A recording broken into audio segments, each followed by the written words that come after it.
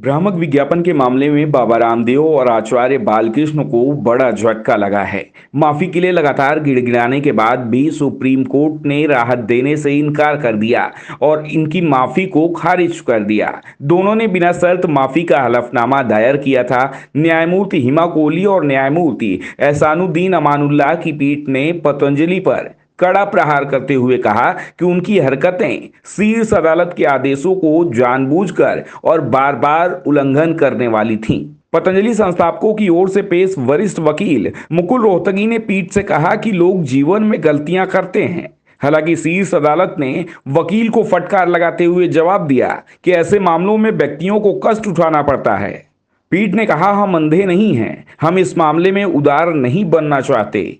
जब रामदेव और आचार्य की ओर से पेश हुए मुकुल रोहतगी ने कहा कि माफी बिना शर्त थी, तो न्यायमूर्ति कोहली ने कहा, अदालत में गलती पकड़े जाने के बाद वे केवल कागज पर हैं। वह इतने मुश्किल में हैं कि हालात से बचने के लिए ऐसा करने को मजबूर हैं। हम इसे स्वीकार नहीं करते, अस्वीकार करते हैं। हम इसे जानबूझकर की गई अवमानना मानते हैं। सुप्रीम कोर्ट ने रामदेव और पतंजलि आयुर्वेद के प्रबंध निदेशक आचार्य बालकृष्ण को नोटिस जारी कर पूछा था कि उनके निर्देशों का कथित उल्लंघन करने के लिए उनके खिलाफ अदालत की अवमानना की कार्यवाही क्यों नहीं शुरू की जानी चाहिए। इस नोटिस के जवाब में उन्होंने माफी मांगी थी। पिछली सुनवाई में भी उनकी माफी को खारिज कर दिया गया था और फिर से हलफनामा दायर करने को कहा गया था।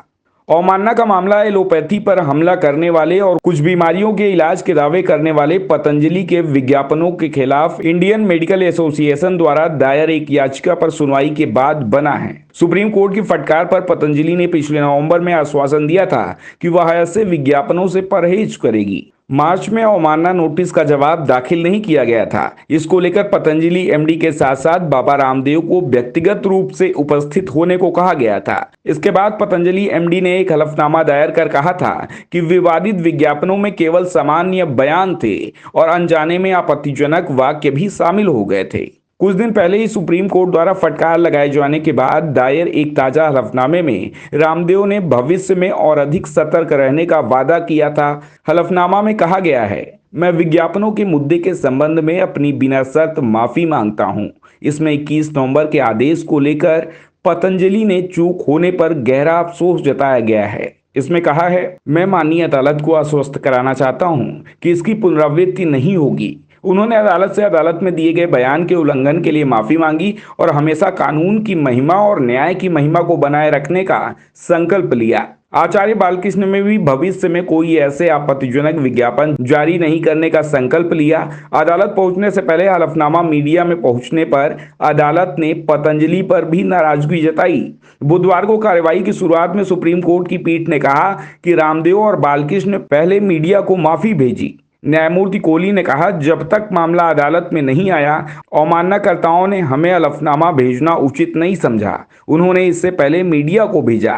कल शाम 7:30 बजे तक यह हमारे लिए अपलोड नहीं किया गया था। वे साफ तौर पर प्रचार में विश्वास रखते हैं। पतंजलि संस्थापकों की ओर से पेश वरिष्ठ वकील मुकुल रोहतगी ने कहा, वह रजिस्ट्री की ओर से नहीं बोल सकते और माफी मांगी जा चुकी है। वहीं एक मीडिया रिपोर्ट के अनुसार जैसे ही उन्होंने हलफनामे पढ़े, जस्टिस अमानुल्लाह ने कहा, आप हलफनामे से धोखाधड़ी कर रहे हैं। इसे किसने तैयार किया? मैं स्तब्ध हूं। रोहतगी ने कहा, एक चूक हुई। पतंजलि की ओर से सफाई पर अदालत ने कहा कि बड़े पैमाने पर समाज में एक संदेश जाना चाहिए। इसने कहा कि यह सिर्फ एक एफएमसीजी के बारे में नहीं है, बल्कि कानून के उल्लंघन के बारे में है।